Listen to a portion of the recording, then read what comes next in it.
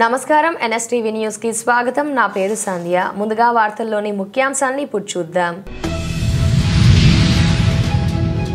ఈ మధ్య కాలంలో హైకోర్టు ఇచ్చినటువంటి తీర్పును మీరు ఏ విధంగా చూస్తున్నారు? అసలు గ్రూప్ 1 పోస్ట్ అనేది చాలా వరకు అమ్ముడుపోయాయి, ఒక్కొక్క సీటు 3 కోట్ల రూపాయలు అని చెప్పి ప్రచారంలో ఉంది. మరి దాన్ని మీరు గ్రూప్ 1 అభ్యర్థిగా దాన్ని ఏ విధంగా చూస్తున్నారు? తీర్పును స్వాగతిస్తున్న మొట్టమొదటిసారిగా అనేక మంది నిరుద్యోగుల యొక్క మనోవేదన అర్థం చేసుకోవాల్సిన అవసరం ఉంది ప్రభుత్వానికి. ఎందుకంటే ఇన్ని రోజులు మేము మొట్టమొదటిసారిగా ప్రిలిమ్స్ అయినప్పుడే 14 తప్పులు ఉన్నాయి, ఆ 14 తప్పులను మీరు చూడండి అని చెప్తే మమ్మల్ని పట్టించుకోలేదు టీజీపీఎస్ కానీ ప్రభుత్వం కానీ. ఆ తర్వాత జియో 29 తీసుకొచ్చి ఎస్సీ ఎస్టీ బీసీల పాలిట అన్యాయంగా రుద్దిన ఈ జియోని రద్దు చేయండి అని చెప్పేసి మేము పోరాటం చేస్తే మా పైన ఈపులో లేటట్టు కొట్టినాం. ఆ తర్వాత సరే ఎట్లా మెయిన్స్ రాసిన తర్వాత కరెక్షన్ కరెక్ట్ ఉంటుందండి, కరెక్షన్లో ఏదో లోపం ఉందని చెప్పేసి మేము అప్పుడు కోర్టు మెట్లు ఎక్కినాం. కోర్టు మెట్లు ఎక్కితే ఒక్కొక్క తప్పుని వివరించుకుంటూ మేము మా లాయర్లతో వివరిస్తే, ఆ తర్వాత టీజీపీసీ తప్పుల తడకగా ఒక్కొక్క తప్పు ఇంకో తప్పు మీద తప్పు వివరిస్తే వాళ్ళ లాయర్ల తరపున వివరిస్తే, ఆ తర్వాత చివరిగా దాదాపు సుదీర్ఘమైన చర్చల తర్వాత సుదీర్ఘమైన వాదనల తర్వాత తీర్పు రావడం జరిగింది. దాదాపు 220 పేజీల తీర్పు వచ్చింది. 220 పేజీల తీర్పులో క్లియర్గా చెప్పింది ఏంటంటే ఇక్కడ ట్రాన్స్పరెన్సీ లేదు, ఇంటిగ్రేట్ లేదు టీజీపీఎస్కి అని చెప్పడం జరిగింది. ట్రాన్స్పరెన్సీ ఇంటిగ్రేట్ లేదు అని చెప్పడం జరిగింది. అంటే ఎంత ఘోరంగా అయితే ఇప్పుడు చెప్పేది ఏంటంటే, ఇప్పుడు కొంతమంది చాలామంది బయట వినిపిస్తున్నాయి 3 కోట్లకు 4 కోట్ల, అది నిజమా కాదనేది ప్రభుత్వం నుంచి కానీ టీజీపీఎస్ నుంచి కానీ ఇప్పటివరకు ఒక స్టేట్మెంట్ కూడా రాకపోవడం చాలా బాధాకరమైన విషయం. గతంలో అనేక మార్లు పోస్ట్పోన్ అవుతున్నా కూడా క్యాన్సిల్ గ్రూప్ 1 ఎగ్జామ్ ముఖ్యంగా గ్రూప్ 1 ఎగ్జామ్ మీద అనేక రకాల చర్చలు నడుస్తూ ఉన్నాయి. చాలా వరకు ఇప్పటికీ 2 సార్లు 3 సార్లు పోస్ట్పోన్ చేయడం జరిగింది. ఇప్పుడు మళ్ళీ కొత్త నోటిఫికేషన్ ఇచ్చినట్లయితే మీరు ఏ విధంగా స్పందిస్తున్నారు? కొత్త నోటిఫికేషన్ని మీరు స్వాగతిస్తున్నారా? యాక్చువల్ ఏంటంటే రీమెయిన్స్ నిర్వహించాలి, అది లేకపోతే 8 నెలల్లో రీవాల్యుయేషన్ చేయాలని చెప్పింది. రీమెయిన్స్ కాదు, రీవాల్యుయేషన్ కాదు, మేమేం చెప్తున్నా జియో 29 రద్దు చేసి ఇమ్మీడియట్గా అతి తొందరలో నోటిఫికేషన్ చేయాలి, ప్రిలిమ్స్ నిర్వహించాలి అని మా డిమాండ్. ఈ మధ్య కాలంలో గ్రూప్ 1 నోటిఫికేషన్ పైన హైకోర్టు వెలువడినటువంటి తీర్పు పైన గ్రూప్ 1 అభ్యర్థి రవికుమార్ గారి మాటల్లో మనం ఉన్నాం. అట్లాగే నిరసన వ్యక్తం చేయడం మరియు ప్రభుత్వానికి ఇచ్చిన మాటని అమలు చేయమని చెప్పడం ప్రతి భారతీయ హక్కుగా భావిస్తున్నాం. ఎక్కడైతే అశోక్ సార్ చేపట్టినటువంటి ఏదైతే అశోక్ సార్ చేపట్టినటువంటి నిరాహార దీక్షను భగ్నం చేయడానికి కొందరు కిడ్నాప్ చేశారని అంటున్నారు. మరి అది పోలీసులు చేసినటువంటి అరెస్టా లేకపోతే ఇతర అసాంఘిక కార్యక్రమాలు చేసినటువంటి వ్యక్తులా అని చెప్పి వారు వ్యక్తం చేస్తున్నారు. మరి ఇదండి, కెమెరామెన్ జితేంద్రతో Shravan Kumar, NSTV Hyderabad. Thank you.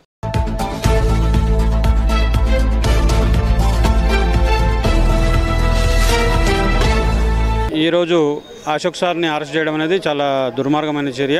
అసలు అరెస్ట్ చేసిండ్రా లేకపోతే ఎక్కడున్నాడు లేకపోతే ఇంకెవరైనా అతీత శక్తులు తీసుకుపోయినా తెలియని పరిస్థితి. సో అశోక్ సార్ని ఒకవేళ నిజంగా పోలీసులు అరెస్ట్ చేస్తే ఇమ్మీడియట్గా ఎక్కడున్నాడని చెప్పాలి. ఆయన నిన్నటి నుండి అంటే ఆమర నిరాహార దీక్ష చేస్తూ ఉన్నాడు. ఆమర నిరాహార దీక్షకు మద్దతుగా వందలాది మంది వేలాది మంది విద్యార్థులు ఈరోజు ఉన్నారు.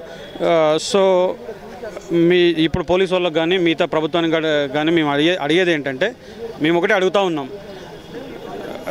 మీరు ఎందుకు తీసుకెళ్తున్నారు, ఎందుకు నిర్బంధం చేస్తున్నారు, ఎవరి కోసం మీరు తీసుకెళ్తున్నారు అని అడుగుతూ ఉన్నాం. మేము ప్రధానంగా చెప్పేది ఏంటంటే, ఈరోజు అశోక్ సార్ అరెస్ట్ అనేది చట్ట వ్యతిరేకమైన చర్య. తప్పకుండా అరెస్టుని ఎక్కడున్నాడని చెప్పి ఇమ్మీడియట్గా తక్షణమే రిలీజ్ చేయాలని చెప్పేసి మా డిమాండ్. అరెస్ట్ చేయడానికి గల ముఖ్య కారణాలు ఏమనుకుంటున్నారు? ముఖ్య కారణాలు ఏం లేవు. ఆయన ఆమర నిరాహార దీక్ష చేస్తున్నాడు కాబట్టి అరెస్ట్ చేస్తున్నారు. ముఖ్య కారణాలు ఏం లేవు. 2 లక్షల ఉద్యోగాలు కావాలి, 2 లక్షల ఉద్యోగాలు మీరు ఇచ్చిన హామీని నెరవేర్చండి. అట్లానే అనేక మంది పిల్లలు రోడ్ల మీద ఉన్నారు. ఆ రోడ్ల మీద ఉన్నారు కాబట్టి రోడ్ల మీదకి వస్తున్నారు. మీరు 2 లక్షల ఉద్యోగాలు ఇస్తే, మీరు ఇచ్చిన హామీ సంవత్సరంలో 2 లక్షల ఉద్యోగాలని ఇచ్చిన హామీ నెరవేరిస్తే ఆ పిల్లలందరూ కూడా చదువుకుంటారు అని ఆ 2 లక్షల ఉద్యోగాల కోసం ఆమర నిరాహార దీక్ష చేస్తున్నారు. అయితే ప్రతి పౌరునికి హక్కు ఉంటుంది. ఏం హక్కు ఉంటుంది? జీవించే హక్కు ఎలా ఉంటుందో ప్రశ్నించే హక్కు ఉంటుంది, నిరసన తెలిపే హక్కు ఉంటుంది. ఆ హక్కు ఉంది కాబట్టి ఆ హక్కుని నిరసన రూపంలో తెలియజేస్తున్నాడు. ఆ నిరసన రూపంలో తెలియజేసినప్పుడు ఏమవుతుంది? నిరసన రూపంలో తెలియజేస్తే ప్రభుత్వానికి ఎక్కడ చెడ్డ పేరు వస్తుందో, ప్రభుత్వం ఎక్కడ బ్లేమ్ అయిపోతుందో, ప్రభుత్వం ఎక్కడ తన యొక్క లోపాలను బయట చేస్తుందో అనే భయంతోనే ప్రభుత్వం అరెస్ట్ చేస్తుంది. ఇటువంటి అరెస్టులు ఇటువంటి అరెస్టులకు నిరుద్యోగులు భయపడరు. తప్పకుండా ఈ అరెస్టులకు అశోక్ సార్ వెనుక ఉంటాము. తప్పకుండా ఆయన ఎక్కడ ఉన్నాడు మొట్టమొదటిసారిగా బయట పెట్టాలి. ఆ బయట పెట్టకపోతే హైకోర్టులో హెబియస్ కార్పస్ పిటిషన్ వేసినా మేము తెలుసుకుంటాం.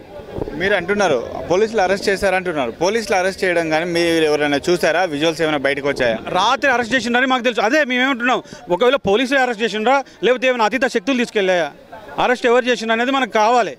ఇప్పుడు అది కూడా ఎవరు అరెస్ట్ చేసిండ్రు అనేది కూడా డ్యూటీ ఏంటి? పోలీసు వాళ్ళ ఇదే కదా, పోలీసు వాళ్ళ డ్యూటీ కదా, అది చెప్పాలి కదా, ఒక రాతపూర్వకంగానే చెప్పాలి కదా. ఎక్కడ కూడా చెప్పలేదు. అక్కడ వాళ్ళు చెప్పలేదు, ఇక్కడ వీళ్ళు చెప్పలేదు. అసలు ఎక్కడున్న ముందస్తు నోటీసులు కూడా ఇవ్వలేదు.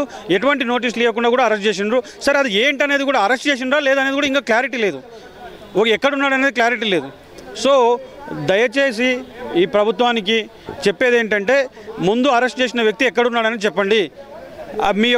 మీ యొక్క లోపాలను ప్రశ్నిస్తే అరెస్టులు చేస్తారా, అణిచివేస్తారా? ఈ అక్రమ అరెస్టుని తీవ్రంగా ఖండిస్తున్నాం.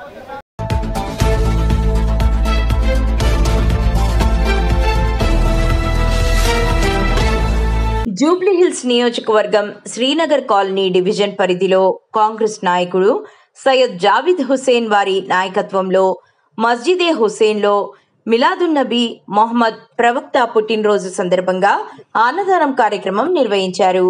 ఈ కార్యక్రమానికి ముఖ్య అతిథిగా లైబ్రరీ చైర్మన్ రియాజ్ గారిని ఆహ్వానించారు. ఈ సందర్భంగా రియాజ్ గారు మాట్లాడుతూ, మొహమ్మద్ ప్రవక్త మానవ సమాజానికి శాంతి సందేశాన్ని ప్రసారించారని, ఇదే సందేశాన్ని ఈరోజు మనమందరం ప్రజల్లోకి తీసుకెళ్లాలి. మన రాష్ట్రంలో హిందూ, ముస్లిం, సిక్, ఈసాయి 4 స్తంభాలు గంగా యమున సంగమంలా కలిసిమెలిసి ఉన్నాము. మన రాష్ట్ర ముఖ్యమంత్రి రేవంత్ రెడ్డి గారు కూడా ప్రజలకు శాంతి సందేశాన్ని దిశానిర్దేశం చూపుతున్నారన్నారు. ఈ కార్యక్రమంలో మాజీ మేయర్ సతీమణితో పాటు కార్పొరేటర్ తదితరులు పాల్గొన్నారు.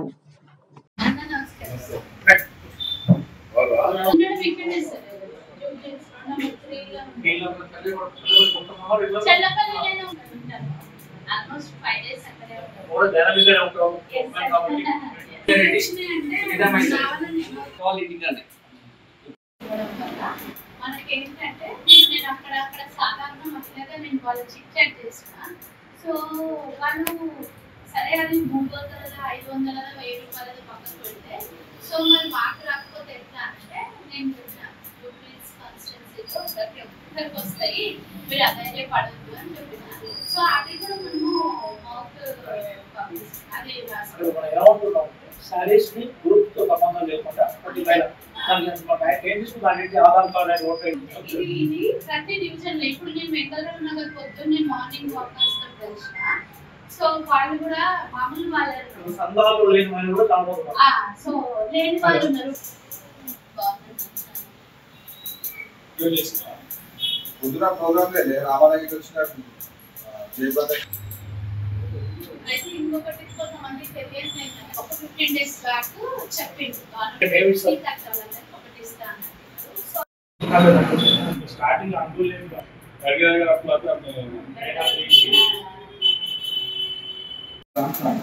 ఏంటంటే ఖచ్చితంగా అర్థం కాదు. 9 మంది మీద మీరు చెప్పినాక 9 మంది మీద కేసు చేసింది. అసలు ఏమంటే డీపీ మీద డీసీపీ కూడా 9 మంది మీద కేసు చేసి మీరు చెప్పినాక సార్ పోలీసు వాళ్ళు ఇంకా మన గవర్నమెంట్ వచ్చింది, మనం అన్ని మీరు గట్టిగా మాట్లాడతారు. ఏందా మీరు పద్ధతి ఇక మాట్లాడే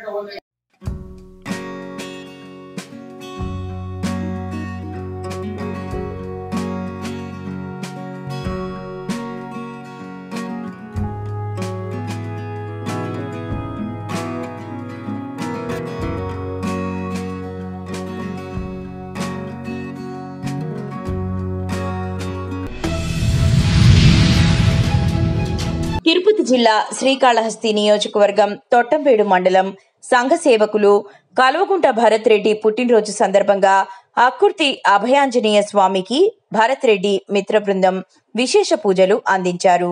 స్వామివారికి 108 అభిషేకాలతో అభిషేకం చేయించి భక్తులకు తీర్థ ప్రసాదాలను అందజేశారు. స్వామివారు ప్రత్యేక తమలపాకుల అలంకరణతో భక్తులకు దర్శనమిచ్చారు. ఈ కార్యక్రమంలో భరత్ రెడ్డి మిత్ర బృందం పాల్గొన్నారు.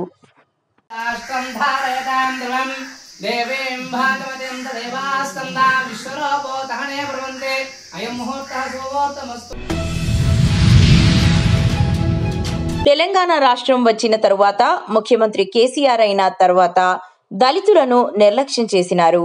మంత్రివర్గంలో గాని కార్పొరేషన్లో గాని నిధులు ఖర్చు పెట్టడంలో గాని నిర్లక్ష్యం చేసినారు.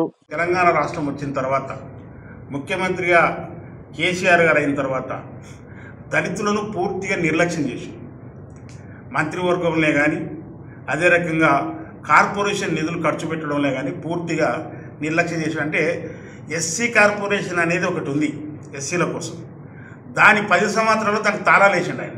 దళిత బంధు పేరుతోన దళితులకు ఒక్కొక్కరికి 10 లక్షల రూపాయలు ఇచ్చి మీరు పాల డైరీలు పెట్టుకోండి, ఇంకోటి పెట్టుకోండి, షాపులు పెట్టుకోండి అని చెప్పేసి అని కారు నడుపుకుంటారా ట్రాక్టర్ నడుపుకుంటారని చెప్పి ఆశలు చూపెట్టేసి ఒక హుజురాబాద్ నియోజకవర్గంలోనే ఆ యొక్క తతంగం చేసిండు.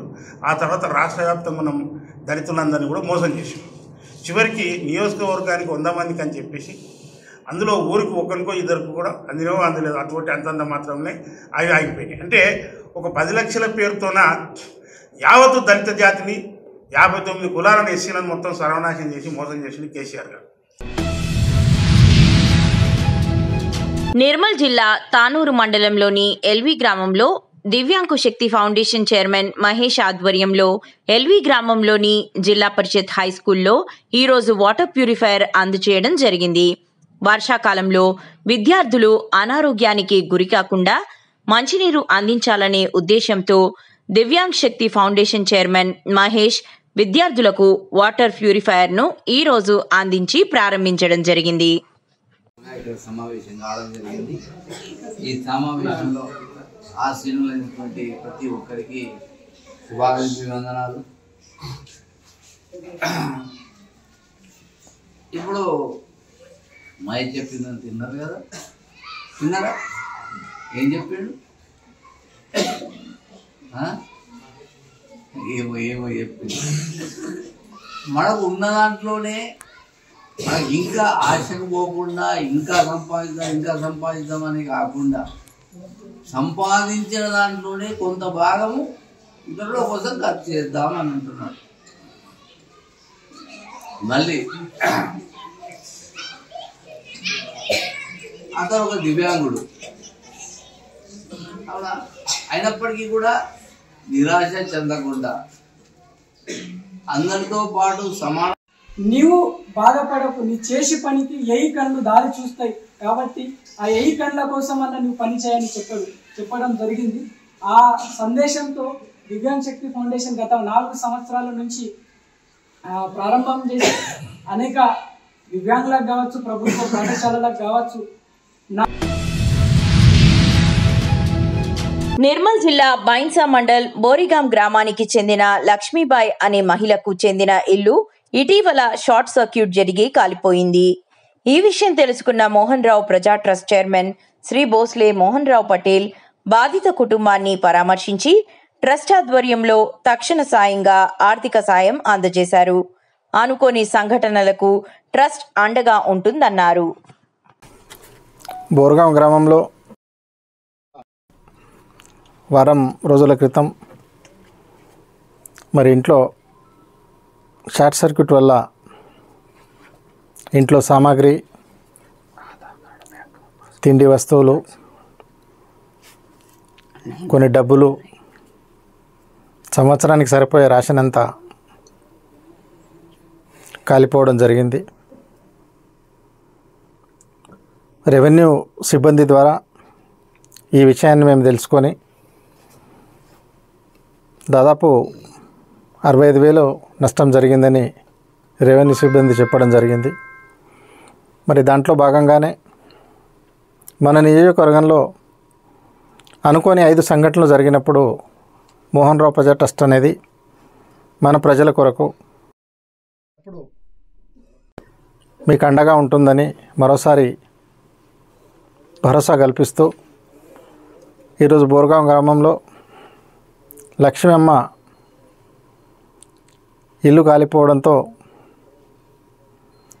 ఈమెకు కొంత రేషన్ బియ్యం మరి అదేవిధంగా తాత్కాలిక సహాయంగా 10,000 రూపాయల చెక్ మోహన్ రావు ట్రస్ట్ ద్వారా మా పెద్దక్కైన తులసక్క మనందరి అక్కైన తులసక్క గారి చేతుల మీదుగా లక్ష్మి గారికి ట్రస్ట్ తరఫున చెక్ అందించే కార్యక్రమం జరుగుతుంది.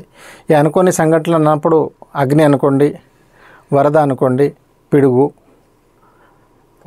పాము, కరెంటు షాక్ సర్క్యూట్ వల్ల ప్రమాదం జరిగితే తప్పకుండా మా ట్రస్ట్ అనేది మా ప్రజలకు కష్టాలు ఎంబడి ఉంటుందని ఆశిస్తున్నాను. వర్ధన్నపేట టౌన్లోని కమ్యూనిటీ హెల్త్ సెంటర్ని ఆకస్మికంగా తనిఖీ చేపట్టి హాస్పిటల్ సిబ్బంది హాజరు పట్టికను పరిశీలించగా విధులు నిర్వహించాల్సిన డాక్టర్లు చాలా వరకు లేకపోవడంపై వర్ధన్నపేట నియోజకవర్గ ఎమ్మెల్యే విశ్రాంత ఐపీఎస్ అధికారి కేఆర్ నాగరాజు ఆగ్రహం వ్యక్తం చేశారు. ఆదివారం సాయంత్రం ఆసుపత్రిని ఆకస్మికంగా తనిఖీలో భాగంగా ఆయన రోగులకు సరిపడా వైద్యులు అందుబాటులో లేకపోవడంపై అసంతృప్తి వ్యక్తం చేశారు.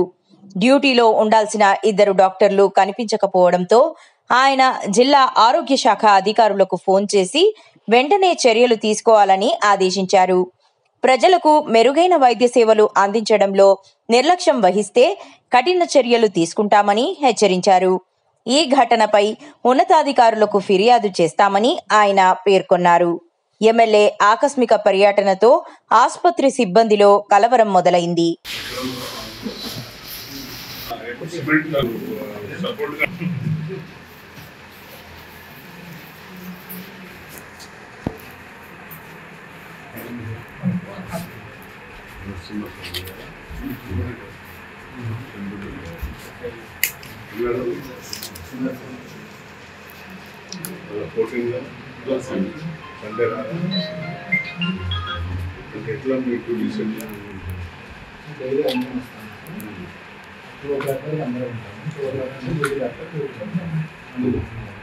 స్టాండర్డ్ ప్రొసీజర్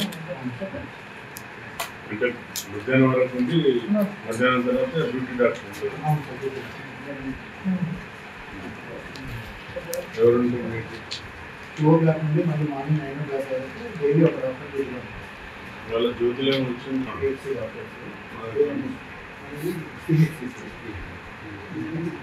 మీరు ఎవరు శైలజంగా లేదా సీఎల్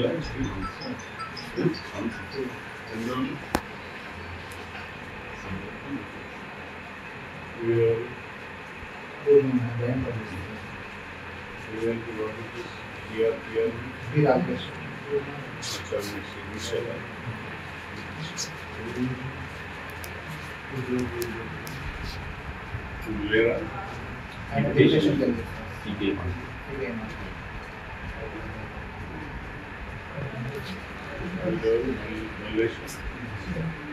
డాక్టర్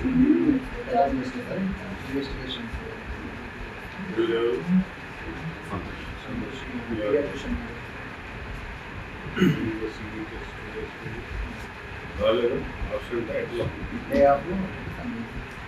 సండే ఓకే, వాళ్ళు పోతే సండే నిన్న రాలేదు.